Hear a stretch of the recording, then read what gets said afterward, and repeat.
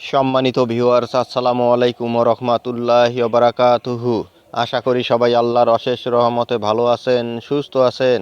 এই চ্যানেলে আরেকটি নতুন গুরুত্বপূর্ণ ভিডিওতে আপনাদের সবাইকে স্বাগতম। আজকে আলোচনা করব শিক্ষক সংকট দূর না হওয়ার কারণ জানালো এনটিআরসিএ। বিস্তারিত থাকছে ভিডিওতে। এই ভিডিওটি দেখার আগে যারা এই চ্যানেলে একদম নতুন তারা অবশ্যই চ্যানেলটি সাবস্ক্রাইব করে পাশে থাকা বেল আইকনটি প্রেস করে দিন। আর যারা ইতিমধ্যে সাবস্ক্রাইব করেছেন তাদেরকে জানাই অসংখ্য ধন্যবাদ। শিক্ষক সংকট দূর না হওয়ার কারণ জানালো এনটিআরসিএ।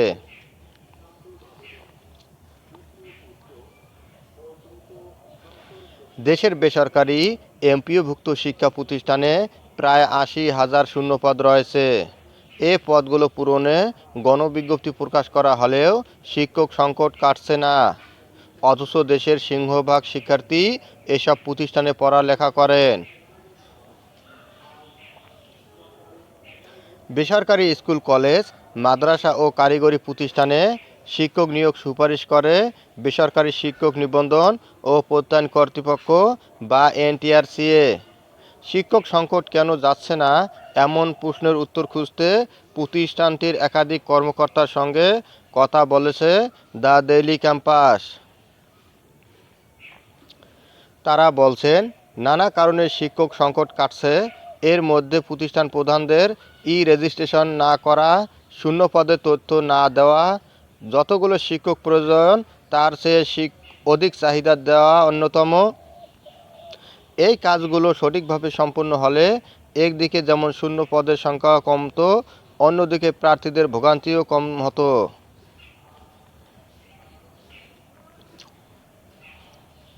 শিক্ষক সংকট দূর না হওয়ার কারণ জানতে গিয়ে এনটিআরসিএর শিক্ষাতত্ত্ব ও শিক্ষামান শাখার এক কর্মকর্তা নাম প্রকাশ না করার শর্তে জানান, তথ্য ও যোগাযোগ প্রযুক্তি, ভৌত বিজ্ঞান, চারু ও কারুকলা, আইসিটি লেকচারার,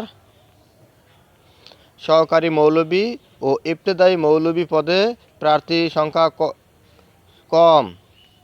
এছাড়া নারী কোটায় অনেক পদ ফাঁকা থাকে।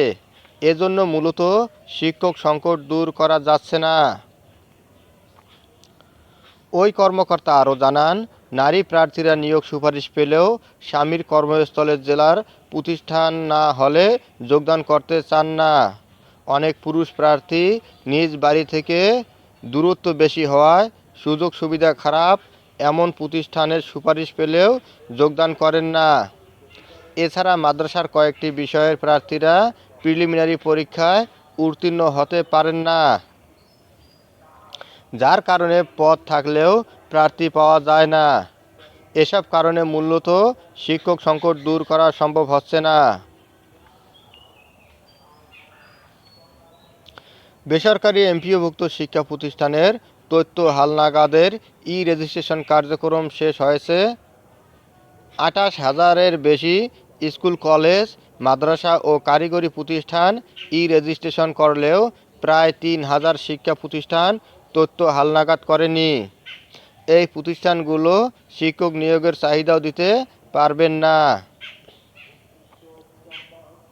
বাংলাদেশ শিক্ষা তথ্য ও পরিসংখ্যান ব্যুরোর ব্যানবেইজ সবশেষ তথ্য অনুযায়ী দেশে বেসরকারি এমপিওভুক্ত শিক্ষা প্রতিষ্ঠান রয়েছে ৩১,৮২৬টি।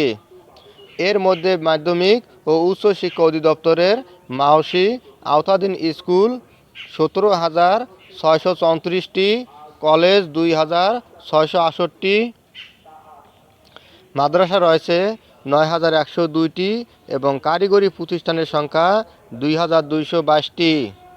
এই প্রতিষ্ঠানগুলোর মধ্যে ৩,০০০-এর কিছু বেশি শিক্ষা প্রতিষ্ঠান রেজিস্ট্রেশন করেননি।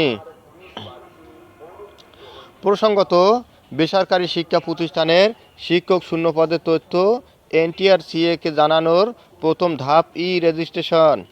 যেসব শিক্ষা প্রতিষ্ঠান রেজিস্ট্রেশন করেনি তারা শিক্ষক নিয়োগের জন্য শূন্যপদের চাহিদাও রিকুইজিশন দিতে পারবে না। ফলে ৩,০০০ শিক্ষা প্রতিষ্ঠানে শিক্ষক স্বল্পতায় পাঠদান ব্যাহত হলেও সরকারের কিছুই করার থাকবে না। এসব প্রতিষ্ঠান কেন রেজিস্ট্রেশন করেনি সেটি জানানো সম্ভব হয়নি।